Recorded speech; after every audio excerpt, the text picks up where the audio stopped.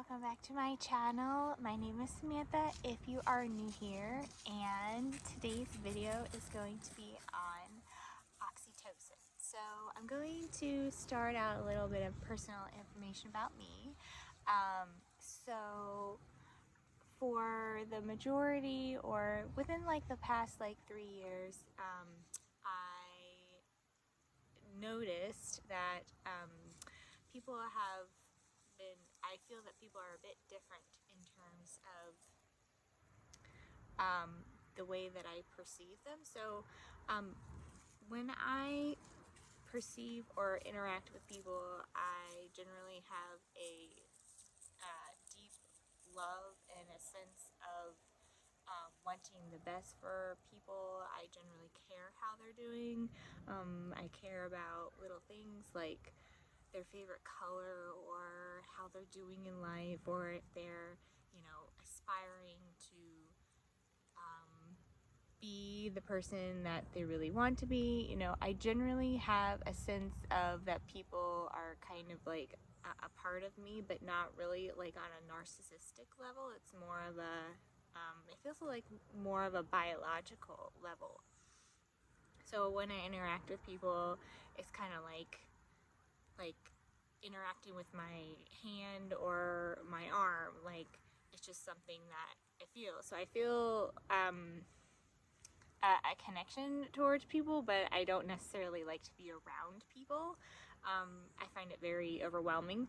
But so I assume that everyone operated on this level, but within like the past year or so, I've kind of noticed that they don't necessarily have the capacity to view other people like that, or if they do, it's more of like an intermediate family or like their friends, right?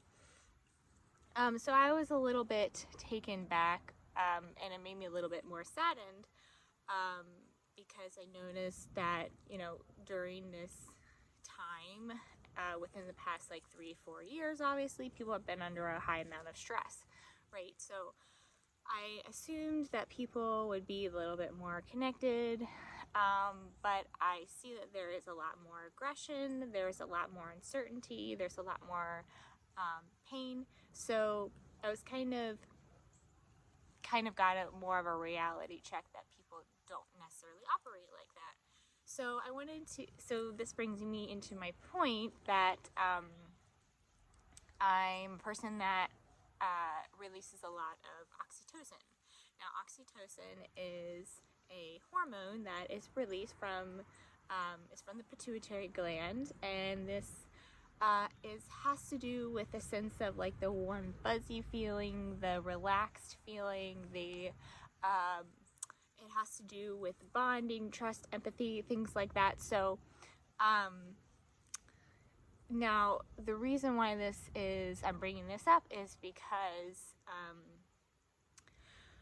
oxytocin has only been associated with like good feelings, like it's released in the bloodstream in child labor and secreting milk. So it's usually associated with women, but men can secrete levels of oxytocin as well.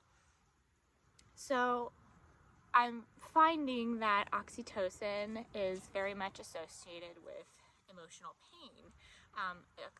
This hormone is associated with trust, empathy, it's associated with love. It's also associated with aggression. The more oxytocin a person has, the more the feeling of protection and social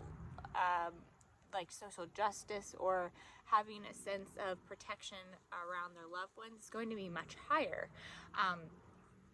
And there was this study done, and because most people think that oxytocin is associated with cuddling or touching, it is when a person that you trust or care about touches you, it does evoke a level of oxytocin, but not so much when people that you don't trust. And if you notice that we are in an environment where a lot of people are untrusting, they tend to be very guarded, and they tend to not be in an environment where that hormone is, they're able to either access that hormone or they're able to get enough of it. So the reason why this is important is because I'm seeing, especially in the evolution of the new generation of both men and women, there's a lot of conflict between the two. Women are starting to become more empowered, and men are either going to be on one of two sides. They're going to be for women, or they're going to be kind of this against this new empowerment of women. Now, I would like to put this empowerment into quotations because I still don't believe to this day that we have experienced, when it comes to true masculinity and true femininity, I don't think that either parties have seen the totality or the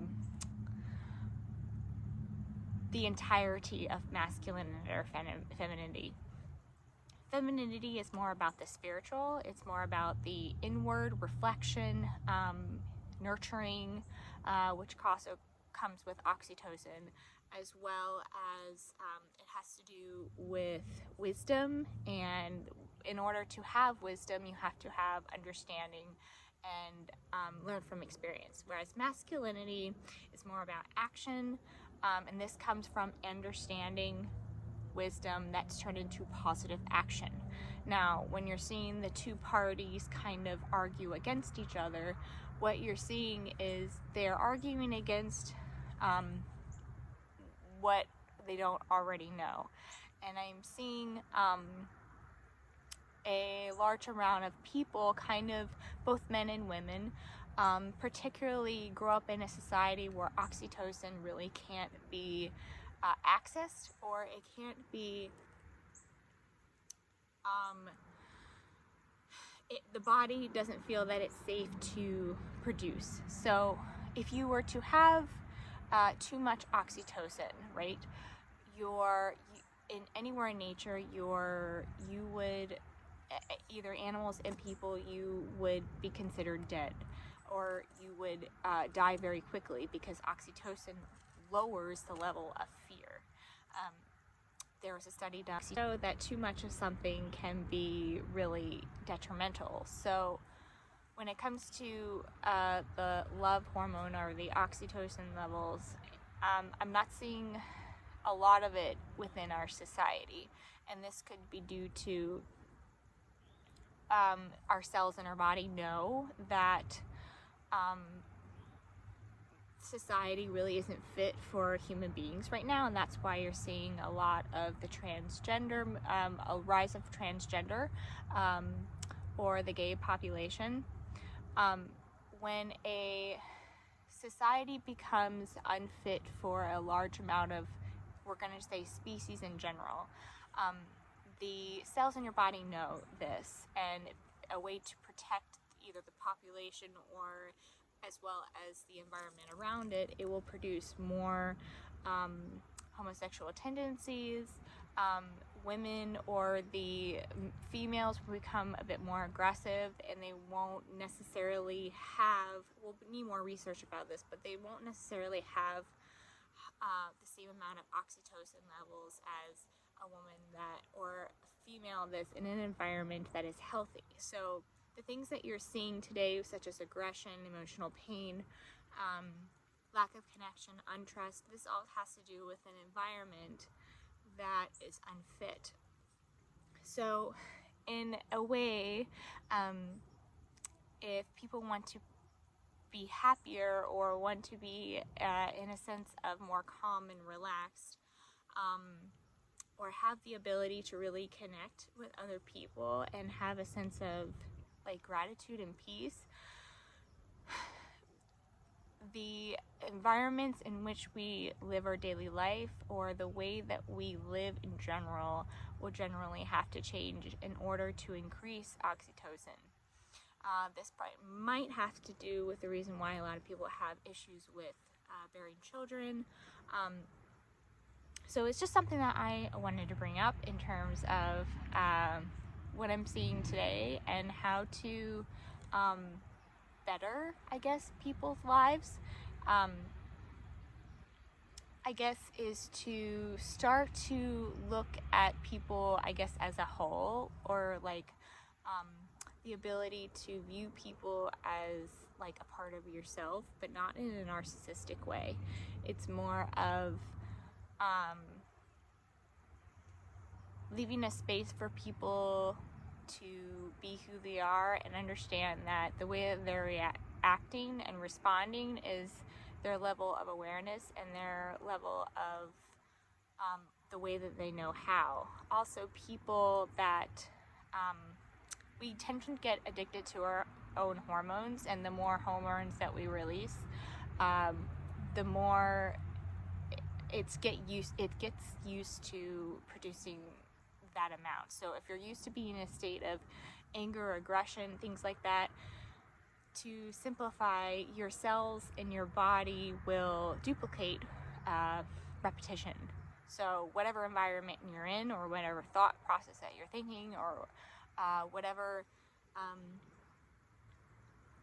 the more you repeat anything, the cells in your body will remember, and they will duplicate, because your cells in your body create new cells. So if you're a person that would like to produce more oxytocin, or the connection or happy hormone, one, it's very helpful to be in a relationship where you feel safe, and on all levels, and to learn how to build connection with other people, to be in a household or environment that meets your needs, and to learn how to reach out for support.